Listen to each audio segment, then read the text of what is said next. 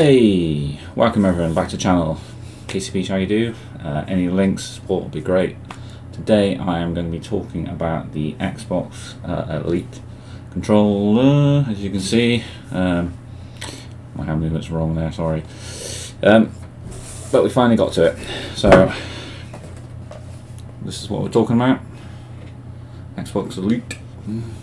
This is number 2.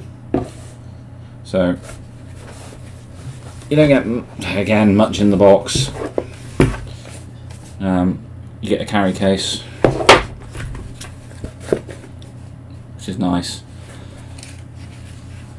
You get all bits and bobs in here. As you can see, extra paddles for the back, extra sticks, extra diagonals, all that good stuff. Also, you can take this out if I can show you. You get a charging pack basically on this, which means that you can essentially put your controller back in the case and charge it up at the same time. It's got a connection at the top there, I think it's a C. It's a nice little feature. I personally don't use it because I always play wired. If I was playing on the Xbox One, etc., I might use it, but again, would I have it in the case? Not sure. So in the case there's a little pop-up there and it just slots into there, and that sits in the housing there. It's wireless, well, I say wireless, but you don't need to plug any cables into your Xbox controller. It just sits on this slot here and it just slots into there and it charges up. A little bit of extra carrying room there. Yeah, that's about it really. You get some posh instructions in there and the cable, which is C, and that's it for the box. But this is what we're going to be talking about today. This bad boy, absolutely beautiful. That's where you plug them in. That's your sync button. On that one, that's your sync button there for your Xbox One. Nice little grip on these triggers, and they if you can see it, they sort of go upwards, so your finger rests on it. They're amazing, really good. On the back, we've got the extra paddle slots here and here. Really quite nice. Some of the best paddles I think I've used. Also, really interesting feature on here, you'll be able to see is here 3 different hair trigger lengths you can go to, and so this will control these triggers on the top. So you can have short, you can have medium, and you can have long. So basically that means your trigger is going to go all the way down when you're pressing it. Now because I play a lot of first person shooters, I'm always making sure I've got it really short, so it's quick and it's snappy.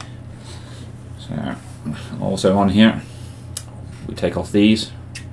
Really easy, really easy. You get a couple of concave normal, I think it's Xbox Ones.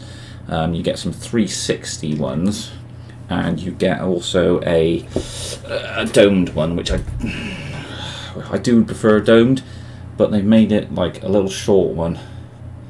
You can see that there. I don't actually really like it very much. I take these ones off, and I have bought some Borderland ones, Control Freaks, to pop on there, and that's how I'm rocking my controller at the moment. I also bought this to go over the whole entire thing, because it's quite grippy, but I just wanted to try it out, try and maintain the controller a bit more.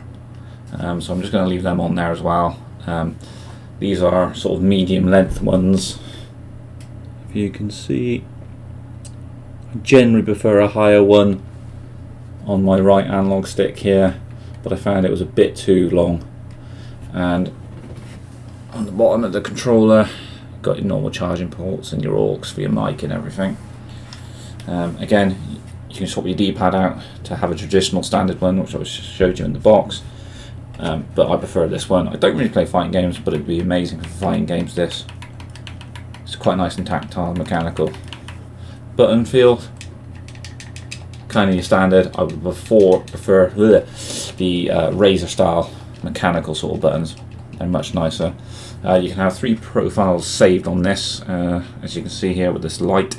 You just press this button here to switch it. You've got your essentially, I'm pretty old school, you've got your start and your select button, let's just call it, and then you've got your big Xbox button in the middle. Now, as I said, I play this on PC. There's no messing around with this. You plug it in, bish bash bosh, you're playing straight away. Now, on the side of the screen, you can probably see I have got the Elite Pad 2 here. This is what I'm talking about. So I've got the controller plugged in.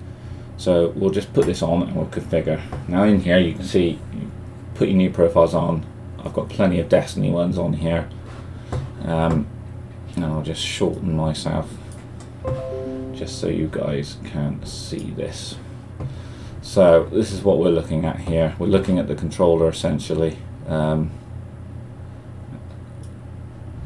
Move me out of the way just for a second. Yeah, so on here you can name what you want, what slot you want it in, and this will be your edit button. Now on here you can edit exactly what you want.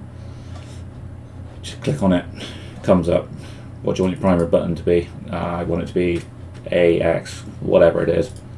Like I said, I always use my left-handed paddle for my jump and my right for my slide and my reload.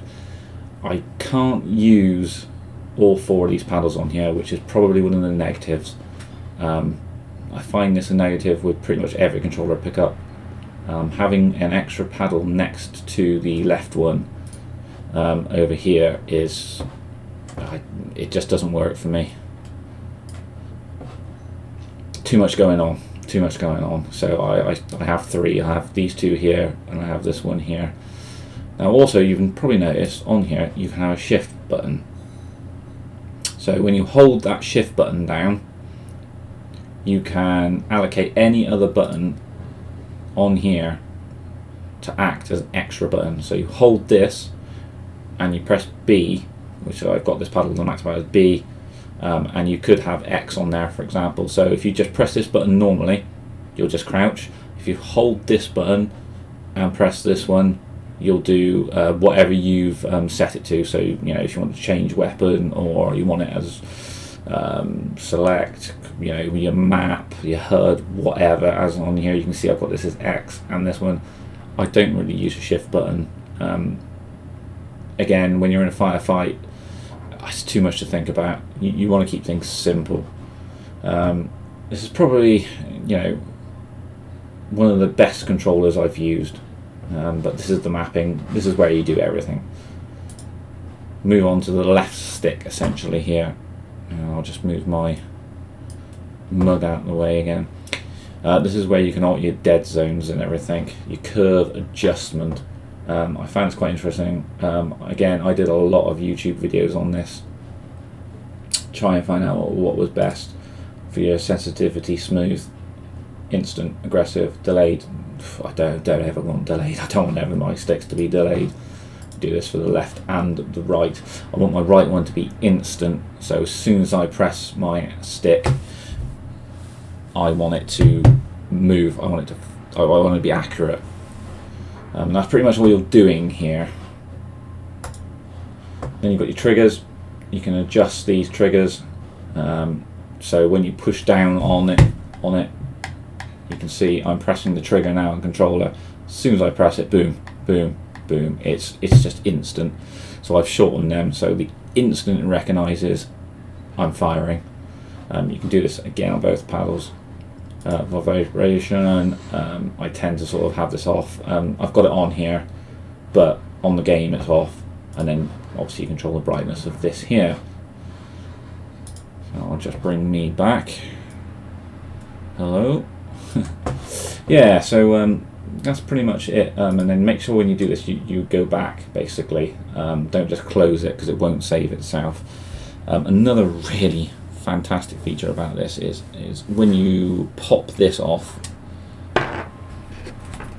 you get this little device, little stick. And essentially what this does is you put this in here, and you can either tighten it or loosen it.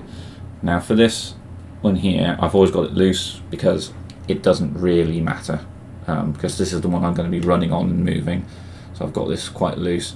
The right one I've been tinkering with. I'm still so-so. Because I'm on PC, I can loosen this, and it's nowhere near going to be what a mouse and keyboard would be, but it's going to get you closer, which is a good thing. But the disadvantage with that is that your aim isn't going to be as accurate. When I'm using a sniper rifle or anything with distance, I want my shot to be quite tight. So I adjust this to make it tighter, so that, you know, less movement basically, so that when I've got my crosshair on that person's head and he's strafing a little bit, the tightness of this is going to help me, because instead of me going and my cursor going straight across his head, I can tighten this to make it stick on him more. And obviously, as we know with controllers, we get a bit more target acquisition with controllers. I don't think there's too much else to talk with this controller. This is probably my favourite controller I've ever used. Ever. Like I said, the only two downsides that I've got with this controller are the fact I can't use 4 paddles. Like I said, when I'm holding it, there's too much going on here. With this one, it's fine. And because the sticks are offset, like I said before, my fingers are in different positions, only slightly on the back. And the other downside is, and it's quite a large one, for me, I get cramp. Yeah, it sounds strange.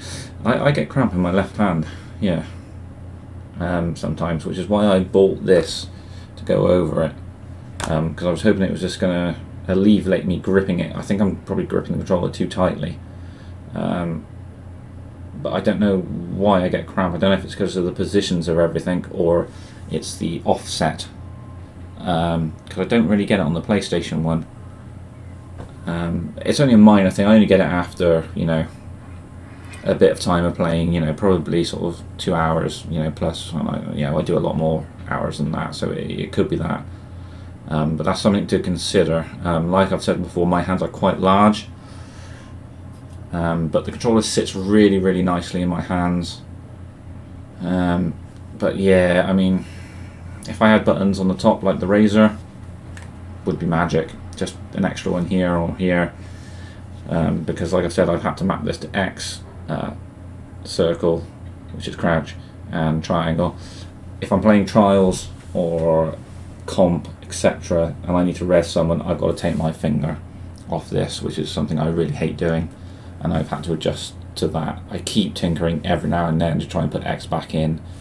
I used to have this as crouch, but it gets very awkward. Just keep, you know, it doesn't feel right always doing that.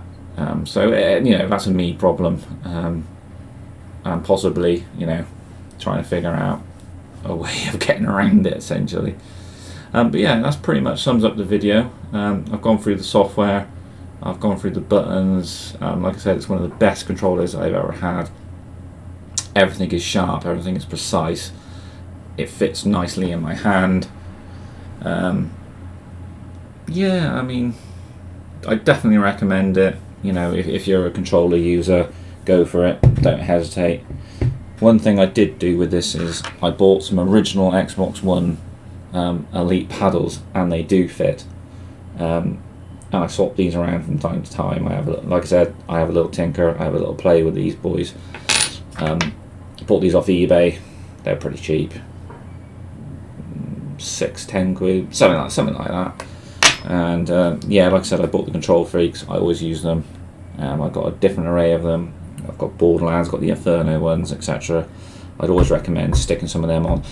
Just be careful with which ones you buy in, because like I said, this comes with smaller analog sticks and the bigger ones, so make sure you're doing your homework on that before you buy them and put them on. Like I said, the Borderlands ones are perfect for me, because they are concave ones, but not massively.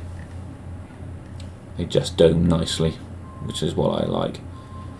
So yeah, so there we are, guys. That is the review of the Xbox Elite Series 2. It's a fantastic controller. I highly recommend it. If you leave a like, a subscribe, or a follow, that'd be amazing, because I'm trying to take my channel off. I will be getting some Destiny 2 content on here at some point, but that's something else I've got to figure out. So thank you very much for anyone who watched the video. Like I said, if you find it helpful, some likes and subscribes would be amazing. Hope you have a great rest of your day, and take care.